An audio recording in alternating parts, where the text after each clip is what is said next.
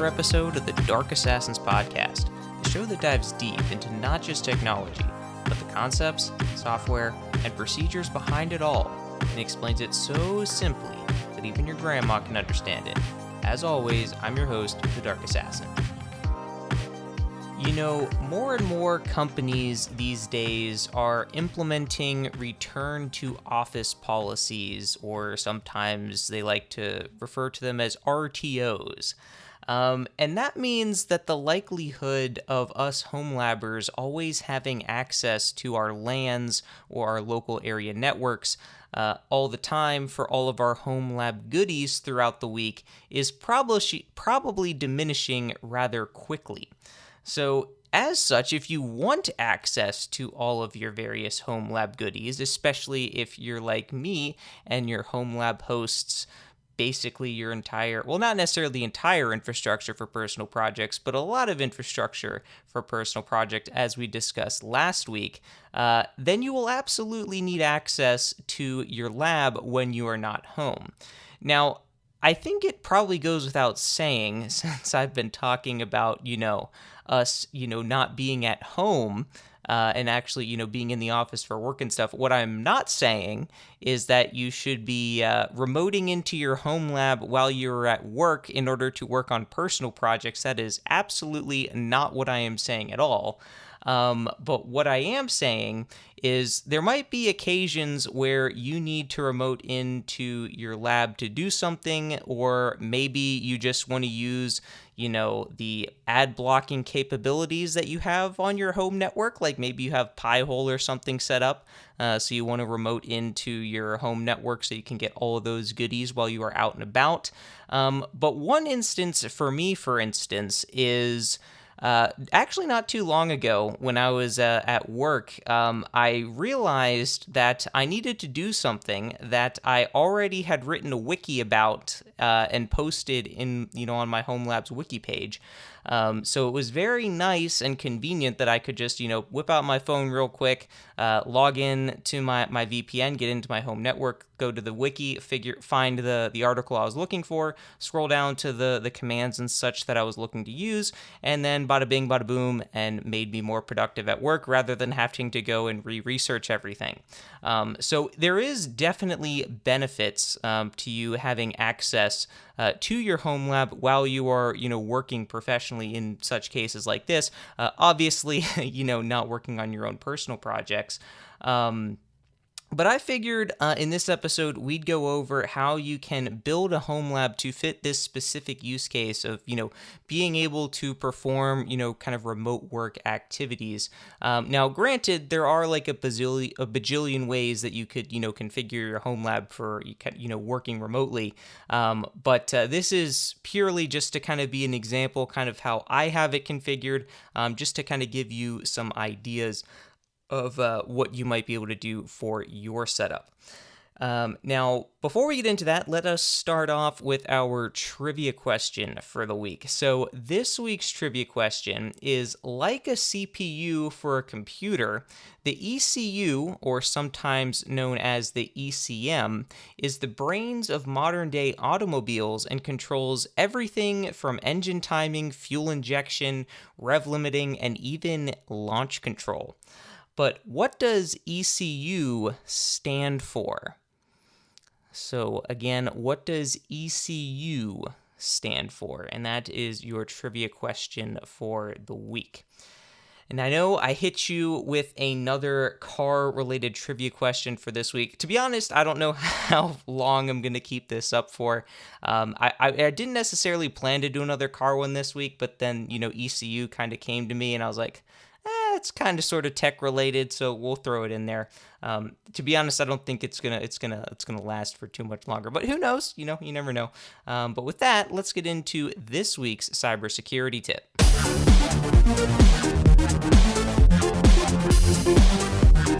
Now, this week's cybersecurity tip is to be cautious of what you do in public on your devices.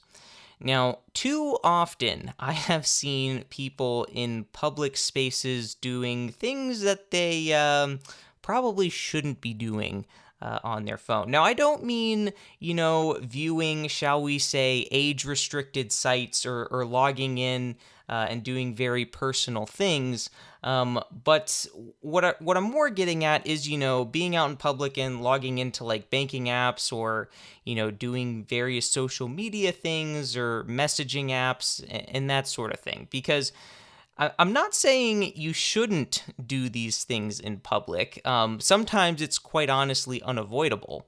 Like, for instance, if you are trying to meet up with one of your friends at like a park or a coffee shop or, movie theater or whatever, you're probably going to have your phone out in order to, coordinate, location, especially if, you're at like a park or something. It's like, depending on how big the park is, you might have to be like, hey, I'm at the park. It's like, well, I'm at the park too. I don't see you. And you have to kind of like coordinate where you are. Obviously a coffee shop or a movie theater is a little easier since there's generally kind of a gathering place, whether it's like the lobby of the movie theater, or just kind of a table at a coffee shop. It's kind of a lot easier that way. But, in the case of like the park, for instance, of course, it's going to be a little more difficult. So having your phone out and like messaging to kind of coordinate things like that is kind of unavoidable. Also, if you've ever gone through I guess, big purchase, shall we say, buying like a house, putting a down payment on a house or buying a car, or any other kind of large purchase where you have to write a rather large check, the place that you are giving the check to is almost certainly going to want to see your bank account information related to the check that you're writing, just to make sure the check will actually cash. Now, I think that's pretty obvious why they would want to do that. Obviously, you don't want to, if you're the business, you of course don't want someone writing oh yeah, I have, 60 grand to put a down payment on this house, and they give you the check and then you hand over the keys and everything, and oops, check didn't clear. So obviously it's in their best interest that they know that the check's going to clear. So in cases like that, you of course will have to log into, your bank account and, show proof that you do in fact have the funds in your account. So there are absolutely use cases where you do have to log into, very personal stuff in public. But the reason why I say to be mindful of, what you do on your devices in public spaces is because there are, I believe the term is called shoulder surfers, I think is the term, or something along those lines. Basically what it is it like if you're in like a public space or something and, you're on your phone or you're on your laptop or maybe you're on like a public computer, maybe you're at a library or something, and someone's just kind of looking over your shoulder and kind of shoulder surfing, if you will, seeing what you're doing on your device or on the computer. Maybe they're monitoring your keystrokes. So if you're going to log into, say, your bank account or some other, social media account or any other account, being able to look at what your username is and then kind of, see what you're typing in on the keyboard for like your password and whatnot to kind of basically steal your credentials and kind of get you that way. But even if they don't, actually are able to like kind of steal your password in that way, what they absolutely could do is just by, looking over your shoulder and watching what you're doing, on your personal devices with these very personalized things, whether that's your bank account, social media apps, messaging apps, etc. This is a great way for them to gather intelligence on you in order to, maybe they're trying to blackmail you, or maybe they're trying to use this intelligence they gathered to guess your passwords, because a lot of the times when people, I'm not saying this is a very good password methodology, but which, for the record, if you want to make good, strong passwords, use the password manager. Almost, I think every single one of them has a built-in tool that allows you to randomly generate very strong, secure passwords. By all means, to use that instead. But historically, when people would try to create passwords, they would of course have to make them easy for them to remember, right? Because if you forgot your password, then that's a whole hassle of having to recover it and reset the password and all that fun stuff. So people would try to make passwords that they could easily remember. The problem with this is if you know a little bit of information about the person, it becomes a lot easier to guess what their password might be. Some common things is maybe they they have to have a number, so maybe it's like the year they graduated college or something, and then maybe they have a dog that they really like, so they throw the dog's name in there, and then maybe like something else like related to them, and there's their password. And if you know kind of all that information about the person, you could maybe come up with a password like that in order to basically hack them. There's a really good example out there on YouTube. I don't even remember what the video was, but basically this guy was going around like essentially asking people what their passwords were, and then of course they wouldn't tell him what their password was, and it's like, okay, well, if you won't give me the actual password, like, well, what did you do to like come up with your password? And I think in the one example, the person he was talking to said like they named it after, I think the year they graduated college and like their dog or something like that. So then the guy proceeded to ask, like, oh, okay, cool. So what school did you go to? And then they tell the name of the school. It's like, oh, and what year did you graduate?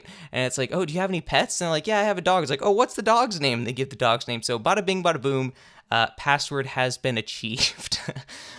So there's some basically kind of like a social engineering experiment, if you will. But that's, what the whole point of this kind of like open source intelligence is all about. Basically trying to gather as much openly available information about you as a threat actor can in order to potentially gain some insights into what might make you vulnerable for, say, like a phishing attack, or, maybe try to guess your password.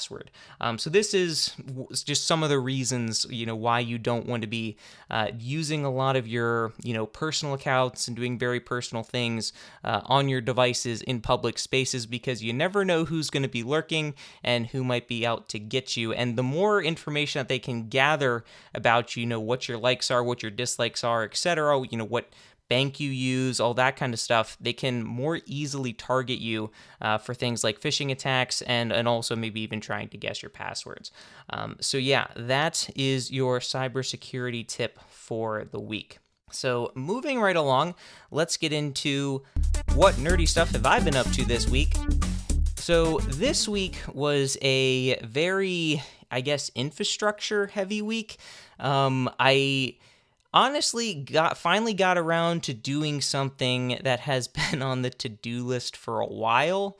So if you had been to my house, which no one has, in the past maybe month and a half-ish or so, and you went upstairs, you would notice there is a rather janky solution to get my Mac Mini here in my office Ethernet connection to my server rack, which is down the hall in another room. Which, in fairness, this was one of the things that I very much enjoyed about this place rather than my previous place, is that my office and server room didn't have to share a room. So that not only made it generally a bit cooler in the office, but also I could record the podcast in the office if I wanted to and not have to be relegated to a closet. Now, granted, I'm not complaining about the closet, because the closet, in my opinion, made for some very top-notch audio quality, if you ask me. So anyway, of course, one of the reasons why I got the Mac Mini with 10 gig Ethernet was so I could use the 10 gig Ethernet, and not having a wired connection to the server rack basically made the 10 gig Ethernet port useless. So of course I had to remedy that, and my solution was to basically run an Ethernet cable from the server rack down the hall and into my office. Now, the problem was, technically I had a cable that was long enough, but I also needed to use that cable for my docking station so I could connect other devices to it. It was a whole thing. For whatever reason, my office, the Wi-Fi in there, for whatever reason, is like hot garbage. I really don't know why, because it's literally like right next to the server room where the router and access point is. So I don't know if there's something wonky going on with the walls or whatnot, but I just noticed that like when I'd be on like conference calls and stuff for work that my connection just randomly started dropping in and out, and I was like, this is weird. And then I noticed, like, even on the Mac Mini too, that my connection was very spotty at times and not the fastest. And I was like, well, this is weird. I'm supposed to have like gig down. Like, what the heck is going on here? And yeah, for whatever reason, the Wi-Fi is just not that great in this room. I don't know why. So anyway, I ran 2 Ethernet cables, well, technically 3, because only one of them was actually long enough to reach from the server rack down the hallway into the office space and connect to the device I wanted to connect it to. So the other cable run was basically the same thing, the same premise.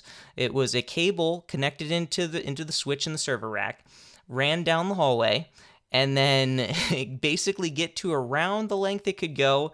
And then I still had my patch panel, which currently is not installed in the rack. So I basically grabbed the patch panel, set it on the floor, plugged in the cable into the patch panel, plugged another cable into the other side of the patch panel, and then ran the cable into, I think that was going to the Mac Mini. So a very janky solution, cables running all over the floor, a random patch panel just sitting down there basically acting as an Ethernet extender. To say it was a janky solution was probably a massive understatement. So now, not too long after I set that up, I did order like conduit to basically run along like the baseboards to kind of conceal the cables. But then I was just lazy and doing a bunch of other things, basically getting sidetracked into other projects, whether that was anything related to moving or other nerdy things, whatever the case is. Never just got on the to-do list. So I finally got around to actually creating this solution. So of course, it had to start with the cables because I needed cables long enough in order to make these runs. Now, fortunately, I already have a large box of Ethernet cable just sitting in my house that I bought because I wanted to make my own Ethernet cables. So that was a fairly easy deal to do. Just basically I did have to do some measuring. And I definitely over-measured by I wouldn't say a significant margin, but probably by a good, like, probably 10, 15 feet. Maybe not 15, but probably like a good solid 10 feet or so I over-measured, which is, it's better to be 10 feet longer than you need than 10 feet shorter. Because if you're 10 feet longer, you can just coil up the excess and, whatever. But if you're 10 feet too short, well, then you just kind of wasted that cable and now you have to create a totally new cable. So I wasn't too upset with the fact that my cable run was longer than I needed. It's honestly nice to have the excess. But basically what I had to do, or what I did, was basically take measurements from, like the end of the server rack to like the wall, down the wall, and basically do like a straight line run around the door hinge, along the baseboard into the room and kind of up the table and basically over rounded everything. So if something was like, it's about like 13 and a half inches, let's say, I'd be like, 15, why not? And then just kind of like add that to the calculation just to ensure that I had enough cable, because there was an instance, I am by no means a Ethernet cable making master. I only had to redo one of the connections, so that is, I guess, better than, I think when I first created Ethernet cables, I think I made 2 cables and I think I had to redo at least 2 or 3 of the connections. So not a very good stat there. So this time I only had to redo one of them, so that was good. But I had a feeling that I was probably going to have to, redo a connection or something. So I wanted to ensure I had buffer room to make sure that, like, if I accidentally miswired a connector once or maybe twice or more, I wouldn't necessarily have to worry that I'd have to scrap the entire cable and, pull out another who knows how long of a cable. So that was the cable part. So got those cables made. And then came to the actual running of the conduit part, which that was pretty easy. They have like a sticky kind of side to it, so you can just kind of like easily stick it up against like the wall or the baseboard. So that was pretty easy to do. So the solution now is it's a little less janky. I won't say it's perfectly clean solution, because you can absolutely still see the cables, especially if you're in the office or the server room. You can absolutely still see the cables. The server room is probably the most jank because it's the room I cared the least about. Because for one, I don't think anyone's probably really going to go in there. It's noisy. It's warmer than everywhere else in the house. And the other thing with it too is like I pretty much put just enough conduit like around like the door frame and along the baseboard just to kind of keep the cables in line and running the track that I wanted them to.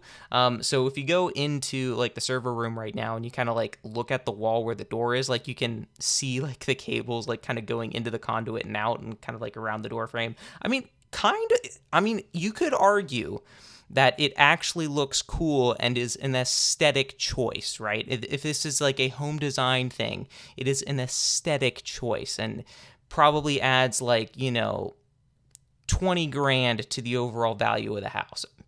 Absolutely not. But some would probably consider it an eyesore, to each is their own. So that is one of the big kind of, I guess, glaring instances where there's cable being run. And then the other one, too, is I didn't feel like doing any kind of fanciness around, like, the door frames. So kind of like where the cable has to kind of like tuck around like the, I guess the actual frame of the door because it's not running along the baseboard anymore. It's kind of going through the frame.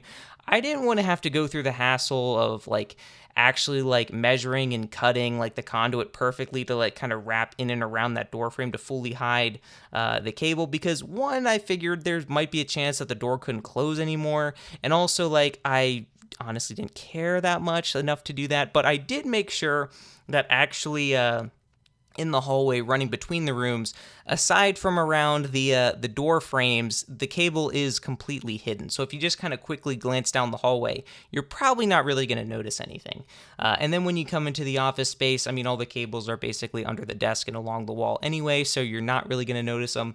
I didn't do a ton of a really great job of concealing them, but I did have like a little extra piece of conduit that I had to cut from the hallway run, so I kind of threw that along the baseboard just to kind of keep the cables in line, and then basically just coiled them up like kind of sort of along like the floor, not on the floor, like along the wall. So it is still like they're still visible, but it's not like, just like a rat's nest of cables, down on the floor. So did try to clean it up a little bit. So yeah, still, I guess, a little bit janky, but compared to what it was previously, definitely a significant improvement for sure. So that was what I got up to this week. I wanted to also get around to so last week we touched on, me implementing basically a static analyzer for my source code to kind of like check for vulnerabilities and things like that. I wanted to kind of go through some of those vulnerabilities that it was yelling at me for, which, like we talked about last week, not all of them were actually vulnerabilities if you actually read through the source code. But just to kind of clear them out of there, I was kind of wanting to get around to that, but didn't end up getting around to it. But I at least, made some aesthetic upgrades, I guess you could say. So with that, I think we should probably move in to the main topic of the episode, which is how to create a Homelab environment for kind of remote work. Now, I have talked about probably ad nauseum at this point over the, I guess, what are we on, year 4? Over the 3 full years of this podcast, of how much I enjoy being able to remote in from anywhere into my Homelab and have access to all my various resources, push code, update servers, all that good stuff. So there is a real, business case, if you want to be, very corporate speak about it, for having, full remote access into your Homelab. Now, there's, of course, multiple ways you could do this. We've touched about it before on the podcast. My personal go-to is having a VPN to allow you to tunnel into your home network, and that basically limits what you have to publicly expose to the internet. Now, there are ways that you can also allow access to your home network without, poking holes in your firewall, because if you are running a traditional VPN in your home network, you are going to be exposing a port on your firewall firewall that is technically publicly accessible. But if you're, using a good VPN solution and you're always making sure you're up to date on things, you obviously it's not like there's no risk involved, but it's a lot more secure doing it that way rather than saying, you wanted to have, some web servers hosting services and publicly exposing them to the internet, for instance. So now that is something you technically could do. I don't recommend it, but you also could do things like Cloudflare tunnels as well, or some other kind of like reverse proxy type solution, which basically allows you to have remote access to services on your home network without publicly, poking holes in your firewall. But again, depending on how you configure that, you're still publicly exposing services on your home network to the broader internet, which generally speaking is not a very good idea.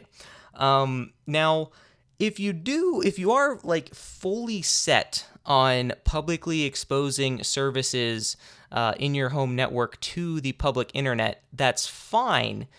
You just have to make sure you're taking the necessary precautions internally to basically ensure that those services are isolated from the rest of your home network. This is where, we've talked about a lot on the podcast about network segmentation, things like VLANs, access control lists, etc., to basically ensure that your network is segmented properly to ensure that, things like IoT devices or other devices like publicly exposed ones, if they were to get compromised, they can't then the attacker couldn't then, pivot and laterally move and basically destroy your entire network. What they can do is very limited.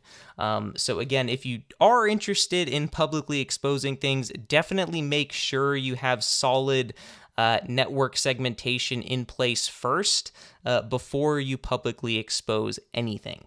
But with that being said, I'm going to move forward with the VPN option. Now, there are other kind of like VPN options you could use, like Tailscale is one of them. Personally, I've never used it. We'll get into Tailscale in a little bit here when we talk about, the VPN solutions. But Tailscale, you don't necessarily have to be poking holes in your firewall, and you still can get remote access to stuff, which is why it's, at least in my understanding, a very kind of popular route for Homelabbers to go through. But getting into kind of like the Homelab needs first, you first need to, I guess, consider why you want to access your Homelab in the first place and what devices need access to your Homelab. So I think for most of us that have Homelabs, the answer is pretty obvious of why we want and or need access to it. It's so we can access the resources on it, right? Whether that's, your wikis, whether that's your source control, whether that's your development environments or your DNS servers, whatever the case is, having access to that stuff makes your life much easier. So then it comes down to what devices actually need to connect into your home network. Like, do you need to connect a laptop to your home network? Like, are you going to be, taking a laptop with you when you go traveling and stuff, and you want to maybe do some work on the go, maybe remote into some servers, or maybe work on some code locally and then push it, internally? In that case, yeah, you probably need to have your laptop with, some kind of VPN credentials in order to remote into your network. Does your phone need to have access to your home network? Like maybe it does, maybe it doesn't. You could, depending on how you segment your network, you could have just a specific isolated network specifically for your phone to kind of remote into, so it gets access to things like the DNS servers, but doesn't necessarily get access to all the other internal resources of your home lab. Or maybe you do need your phone to have access to all the internal resources of your home lab. I don't know what your use case is. I'm just kind of spitballing ideas here, but that is something you do have to consider, because before you can, of course, access your home lab remotely, you need to make sure that your various devices have the credentials that they need and VPN configurations in place in order to actually connect into your home lab. The next thing you need to consider too is bandwidth requirements. So this kind of depends specifically on what you're doing as far as kind of remote work goes. Like if you're doing file transfers for one, that's obviously going to be kind of a big bottleneck when it comes to bandwidth. Now, I think the important thing to note about bandwidth is probably in a lot of the cases, you're going to be limited by whatever your home network's upload speed is. And the reason for that is because if you're outside of your house, and say you're on your laptop, you're outside your house and you're trying to download a file, right? In order for that download to happen, you're basically tunneling into your home network. So your network, your VPN server is basically having to download the file and then essentially upload it to you. So you're basically hard limited by whatever your home's upload speed is when it comes to downloading files or even uploading files to some service like on your home network. Now, there is, I guess, a caveat to that. Depending on where you are, there is a chance that whatever your current upload speed is the limiting factor, depending on, a couple of different things. Because, for instance, let's just throw out a hypothetical. Say your Homelab, your home network gets, let's say, 30 megabits per second down. But the place that you're at right now, say you're at maybe your local coffee shop or whatever, their upload speed is only 15 megabits per second. Obviously, that 15 megabits per second is going to be the bottleneck. But say you're at a friend's house and they are a baller and have symmetric gigabit connection because they have fiber at their house. In this case, you're going to be limited by the 30 megabits per second upload speed from your place because that's the maximum connection that you have. So you basically have to figure out, okay, what's the lowest number here? And that's basically what I'm working with for the majority of my use cases. Now, there are some instances where that number doesn't necessarily matter, and you can go off the download number, which typically is significantly higher. So examples of this would be, say, you have development environments in your Homelab, and you basically are doing either a remote desktop session or you're just SSHing directly into those servers to do your development. In that case, if you're doing any kind of file transfers from that device to anything on your internal network or downloading something from the internet to that device, of course, the upload speed doesn't matter. You're just going off whatever the internal connection with your servers are. Probably going to be gigabit, or maybe you're a baller and have like 10 gig or maybe 2.5 or 5 gig or maybe you have like 100 gig or whatever. But whatever the connection internally is, that's what you're going to be able to see. And then, of course, if you download anything from the internet, whatever your download speed is. But that really only applies if the work you're doing is through a remote session on a device that's already inside of your home network, which you absolutely can do, and I've done it myself to great success, and it's been kind of fun, actually. But that is also something to consider when you're assessing, kind of what your remote work needs are. Plus, if you do have a baller kind of, remote desktop environment set up where you can do, say, remote dev work, it honestly makes your life a lot easier because you don't have to worry about, bringing a powerful laptop with you in order to, do any code work that you want to do, because you can just remote in to your Homelab, log into like a remote desktop session, and do all your code, virtually through, RDP or VNC or whatever your solution is. So personally, it's made my life a lot easier because before, whenever I'd want to go traveling and stuff, I'd typically, if I had any kind of intent on doing any sort of development work while I was traveling, I would basically always be taking 2 laptops with me. I would take one laptop that would basically be kind of if I just want to look something up or just basic tasks. Maybe I want to, log into my home network, run some updates or something, or kick off my backup script or something like that. And then I'd have a separate laptop that was more powerful in order to actually do any kind of code work I wanted to make sure I'd have, faster compile times and whatnot. But again, because I have so many development environments set up in my house now, I don't really have to bring a second laptop with me anymore if I don't want to. I can just, remote into one of the development environments that I have at my house, set up like a remote desktop session and just do whatever code changes I need to work, push all the changes locally, and it's very easy in that regard.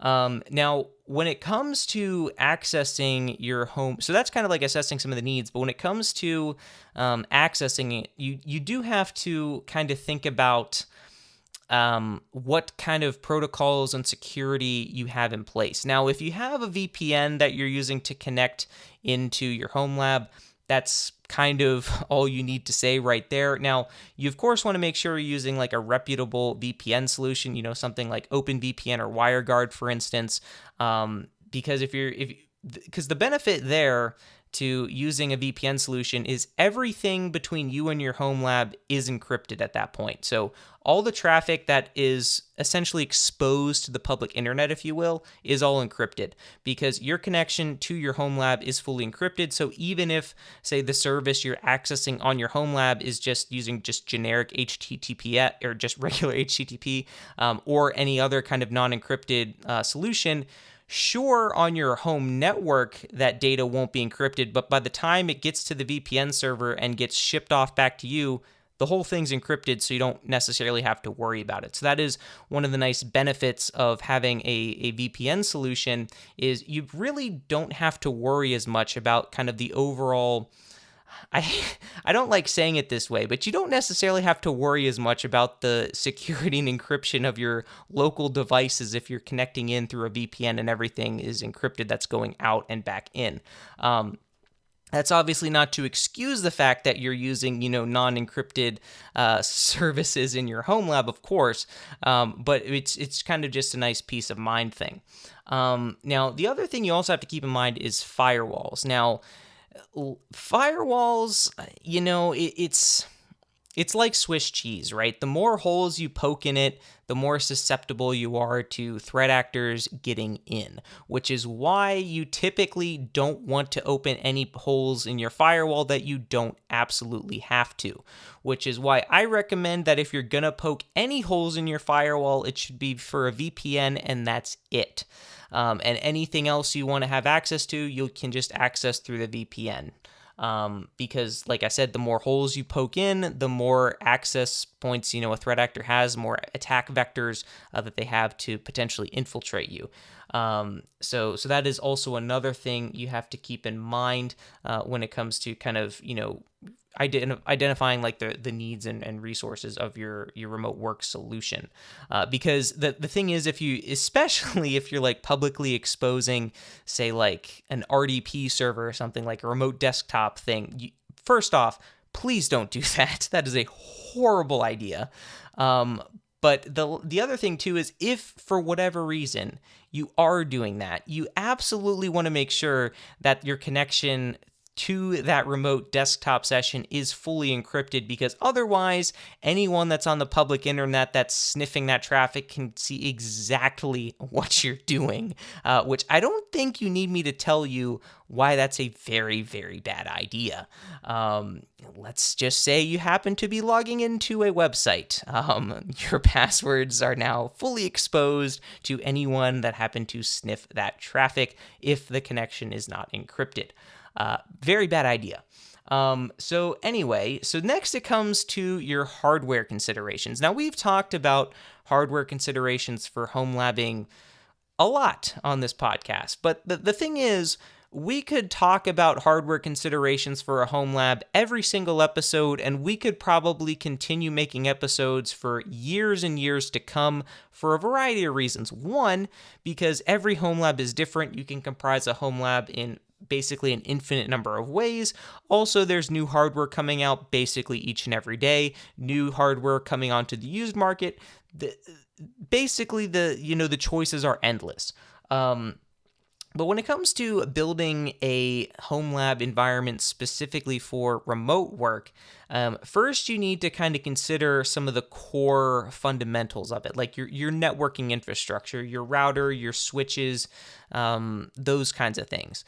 Because of course, if you're going to have multiple devices on your home network, having a way to make sure they're all connected together is important so you can access everything you need while you're away. And this kind of comes down to the question of how you should be connecting your devices, whether that be through Ethernet or Wi-Fi. Now, personally, I would recommend any device that you want to access through your home network to be Ethernet based, like a hardwire connection for a couple of reasons. One, it's going to be a lot more stable. And two, you basically kind of have more guaranteed like consistency in terms of like your upload download type speed. Because if you've ever used Wi-Fi before and run speed tests, you know that you could, run a speed test from where you're sitting, get one result, and then like a couple minutes later, run it again and get something completely different. Or, maybe you walk to a different part in your house and get something completely different again. So it varies quite a bit if you're using Wi-Fi is what I'm saying. But if you use Ethernet, you get a very consistent result basically every single time. So Ethernet is absolutely the way to go when it comes to wiring up your servers that you want to have access, or that you want to have access to remotely. Now, that's not to say you can't have stuff on Wi-Fi. You absolutely can, but your results probably aren't going to be as good. I mean, they're still probably going to be more than adequate, especially with how fast Wi-Fi is these days. Especially if you're using something like like a Wi-Fi 6 or something. But with that said, Ethernet, you're still going to have a better overall experience because you're basically guaranteed if you're doing everything internally. Like I said, if you're moving files between devices locally on your home network, you're basically guaranteed to get gigabit speeds between them. Otherwise, I mean, that's basically a worst case scenario. And then, basically sky's the limit on what you have your networking infrastructure. And that kind of comes back down to the switches aspect of maybe you do have a switch that supports 10 gig and you have some servers that are connected to one another through that 10 gig switch, and you can get, some 10 gig speeds, in which case you can absolutely benefit from that, which you absolutely cannot get if you're doing Wi-Fi. So that is kind of other considerations you have to think about. And then I guess a network attached storage device or a NAS probably isn't, super critical when it comes to, remote work, but it's definitely, in my opinion, a nice to have, especially if you're someone that has a lot of virtual machines, for instance. Having somewhere where you can back those virtual machines up is very nice, because it has saved my bacon on multiple occasions. When I thought what I was doing, there was no way that it could possibly go wrong, so I don't need to create snapshots, and then sure enough, things go wrong, and I'm recovering from a backup. But on the bright side, that does mean I'm essentially unintentionally testing my backups on a semi-regular basis, basically ensuring that they work. Because again, like we've said before on the podcast, untested backups are just wishful thinking. Because there's always a chance that you could run a backup job and something happens partway through, files get corrupted, or it otherwise fails. And if you never test your backups to ensure that they work, well, it's just wishful thinking. Now, it's when it comes to testing your backups, it's definitely not feasible to test everything, right? Like if every time you ran a backup job, you basically recovered from said backup job and checked every single file that you had on there to ensure that it's exactly the way that it should be, you wouldn't have enough time in the universe unless you're only backing up maybe like a handful of documents or something.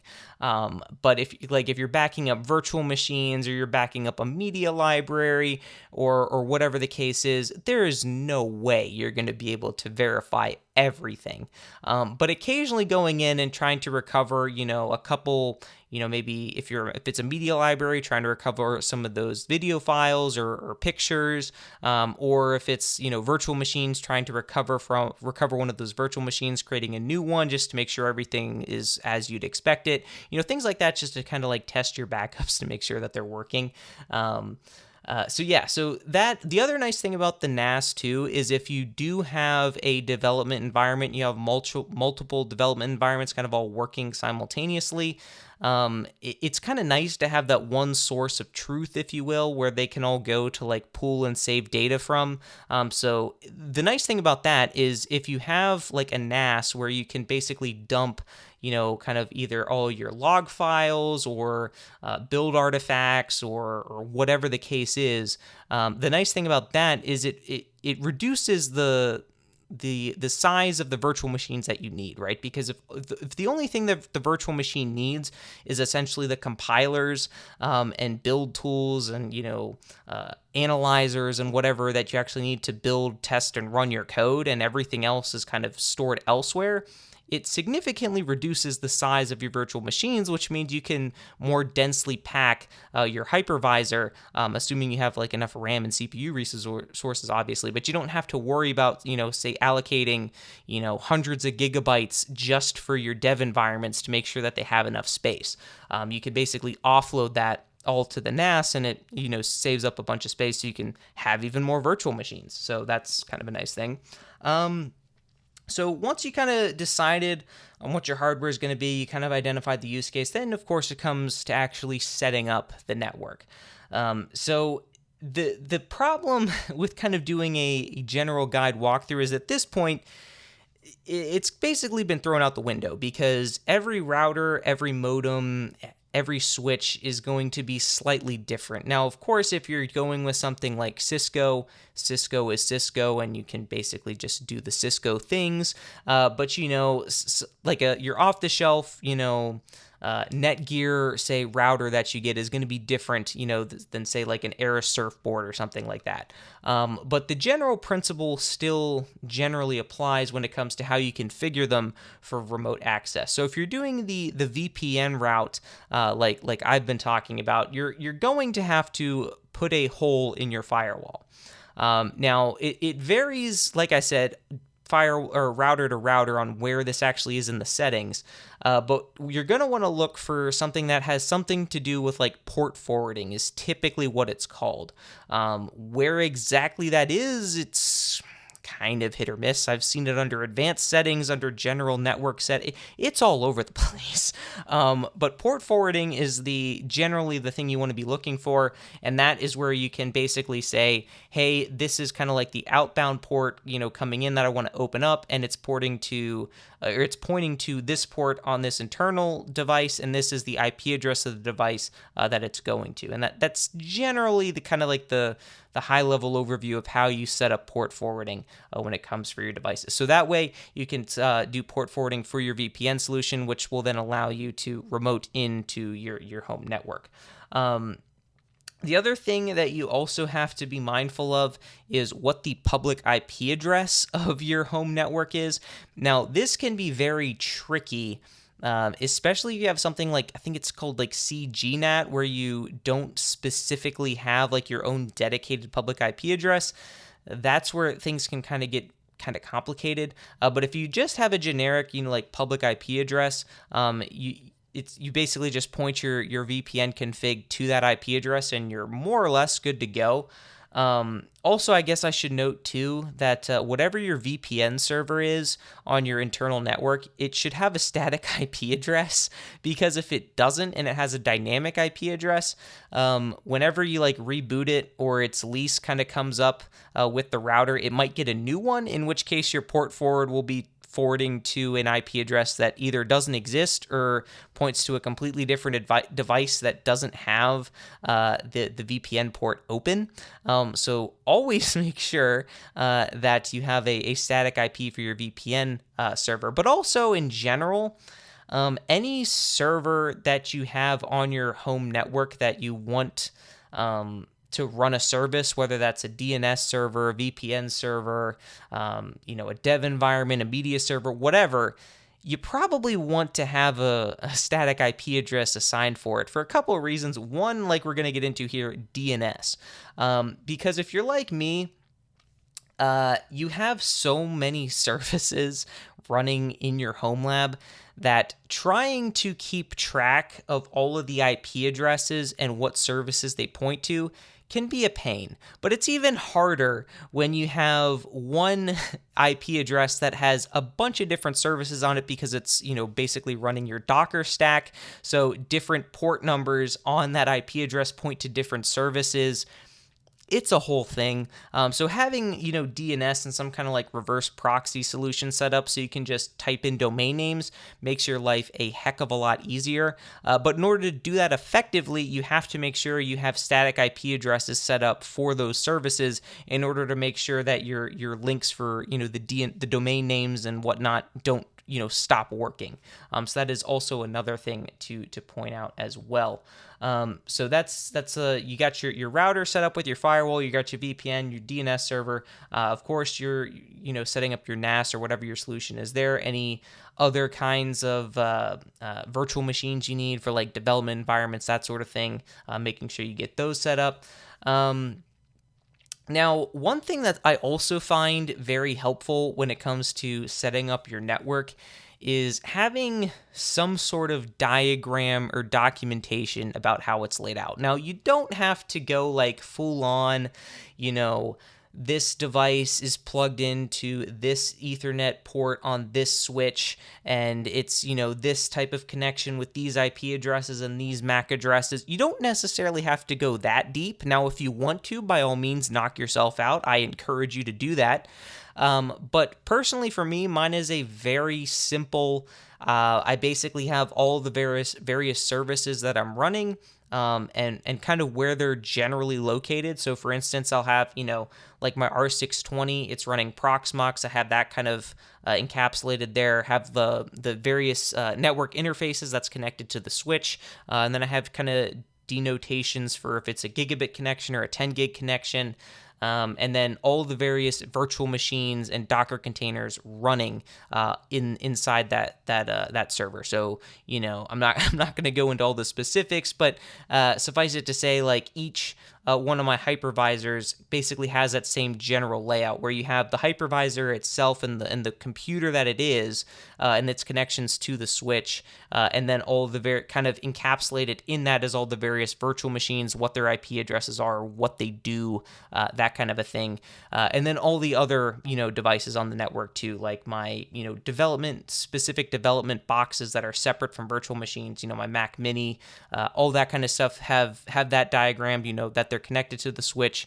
Is it a gig connection? Is it 10 gig? That kind of a thing, what the IP address is. And then some of the Wi-Fi devices that I typically use on a regular basis have those on there as well, what their IP addresses are. But for those devices, it's a little bit different because my Wi-Fi devices I don't typically give static IPs to, so I have a way to denote that it's a dynamic IP address. Basically, have the first prefix of the IP address, and then basically do XXX, basically to symbolize that it's a dynamic address. And of course I have a key as well, because of course if you make a diagram, you have to have a key to kind of walk all this through. But the point being is, at a quick glance, I can basically look and get a sense of where things are, what they're connected to, what their IP addresses are for what various services they're running.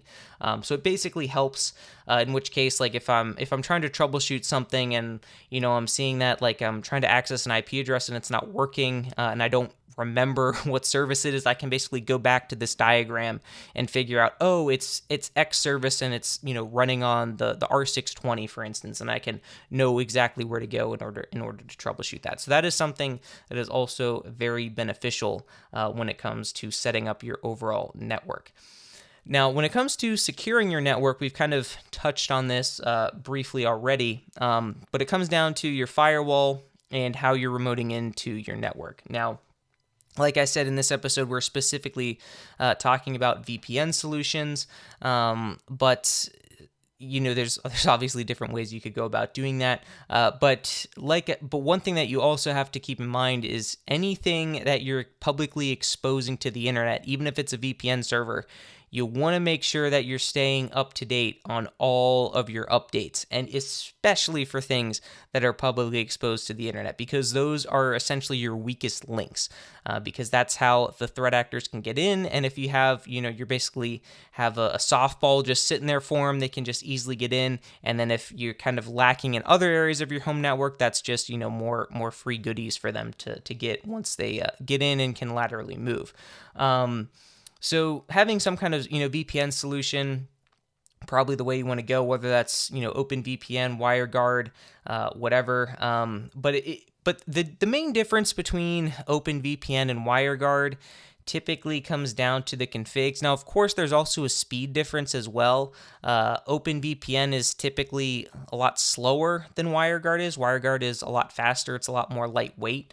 But there's different ways you can go about managing the configs. Now, if you go with OpenVPN, the one nice thing about it is the configuration management is very simple and easy compared to just stock WireGuard.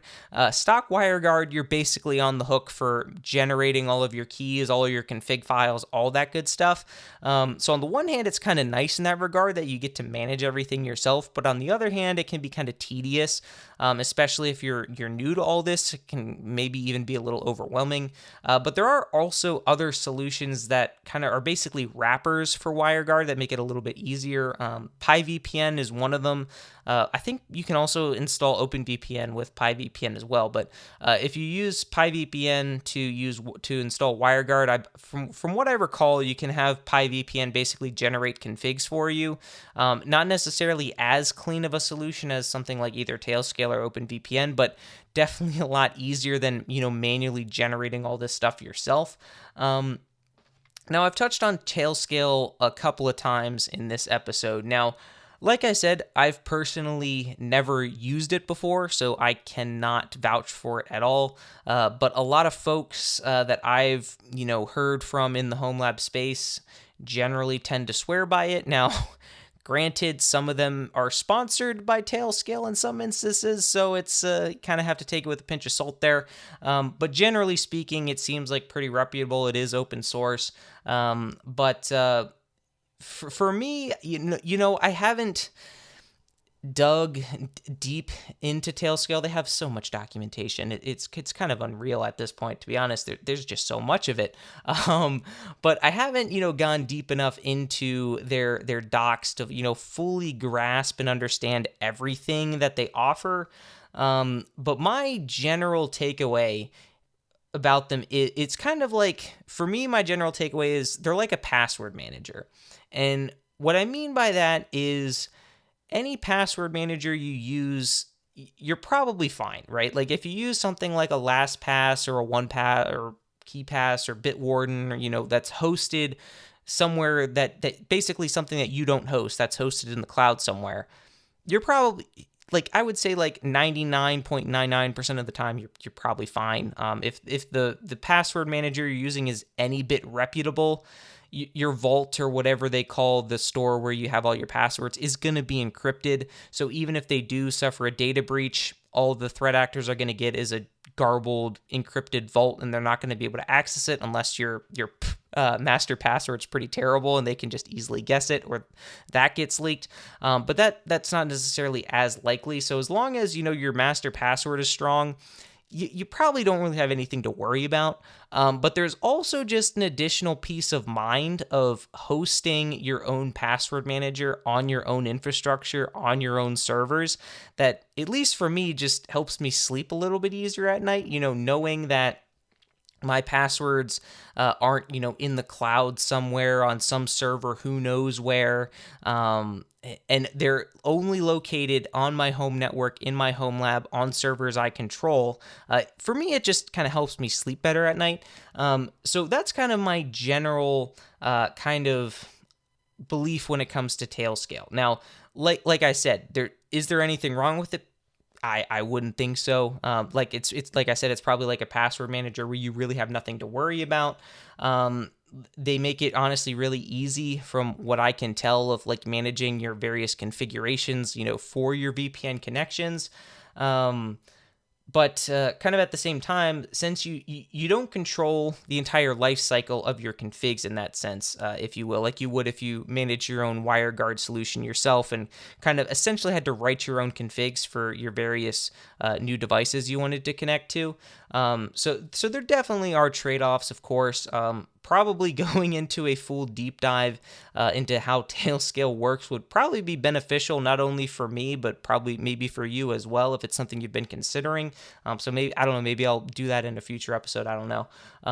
But yeah, so that's just kind of one solution, but just kind of VPN in general is how I would recommend you would secure your home network in order to, make sure that only you can get in, and anything coming out of your network in that case is encrypted, and obviously not publicly exposing every kind of service you want to. That's obviously not a very good thing, because like I've said in previous episodes, if you've ever tried to publicly expose an SSH server before and check the logs, it is very entertaining. That of course is assuming that your server didn't actually get hacked, because if the server did get hacked, then of course you're not going to be having a very fun time. But if you haven't got hacked and you just kind of look through the logs, it can be very entertaining, or maybe scary depending on who you are, to see like all these random connections from random IP addresses trying to log into your server. So yeah, don't publicly expose things that you don't want to. Just VPN, and just kind of keep it like that if you want access to things remotely. But also when it comes to being able to access things remotely, this obviously kind of poses some additional, potential security threats. So one thing you kind of also want to kind of keep close to your chest, if you will, is your home network's public IP address, because I think we've talked about it before on the podcast. There are things called DDoS attacks, or distributed denial of service attacks, where essentially botnets basically flood you with traffic and basically grind everything to a halt. So basically, again, denying anyone of service. Now, the likelihood that you, just some random person in the world, being DDoSed is probably very slim compared to if you were, say like a big publicly traded company. So the kind of like the risk factor is definitely lower, but it's still something you kind of want to be mindful of. So making sure that you don't, accidentally leak your public IP address to the broad internet and basically saying, hey, this is me, probably for the best. Because for instance, if you did happen to, maybe make some enemies for whatever reason, and they got word of what your public IP address is, they might try to do various nefarious things for you. So you're kind of basically painting an unnecessary target on your back. So that is also kind of another thing to keep in mind. But I think that's kind of basically gonna wrap it up. I mean, we kind of touched on, how to access it, some of the services you need, and just overall why it's so nice, in my opinion anyway. But of course, also if you wanted to, you don't even have to publicly expose your Homelab, and maybe make it as a treat for yourself that you can only access it, when you're actually home. In which case you don't have any open, ports on your firewall, and it's technically more secure in that regard. But also then if you're away from home, you don't have access to any of your goodies, which may make your internet browsing or otherwise your life a little less interesting because you don't have access to those things. Or maybe that's just me being addicted to my Homelab. I don't know. Let me know what you think about that. But I think that's basically going to wrap it up. But before we go, let us get back to our trivia question for the week. So this week's trivia question is, like a CPU for a computer, the ECU, or sometimes known as the ECM, is the brains of modern-day automobiles that controls everything from engine timing, fuel injection, rev limiting, and even launch control. But what does ECU stand for? Now, if you said engine control unit, or if you wanted to go the ECM route, engine control module, congratulations, you got this week's trivia question correct. Now, there were kind of a few, hints in there. There was talks about engines and, controlling, modern day automobiles. So there was basically like kind of two of the answers in there. So maybe that was a little bit of a hint for you if you picked up on it. I don't know. Hopefully you got it right. If you didn't, There'll always be another trivia question next week that you have another shot. But that's going to do it for this episode. So if you enjoyed it, definitely be sure to leave it a rating and review and subscribe if you haven't done so already. And be sure to share this episode around with your friends and family members. And if you have any questions about this week's episode or have any ideas, topics, or whatever for future episodes, if you're on YouTube, you can leave a comment down below, or you can shoot me an email at contact@darkassassinsinc.com. The link for that, of course, as always, is in the show notes down below. And that's going to do it for me in this episode of the Dark Assassins podcast. Until next time, my fellow assassins, remember, bull nothing equals true. If action not equal to null, return true. I'll see you next time on the Dark Assassins podcast.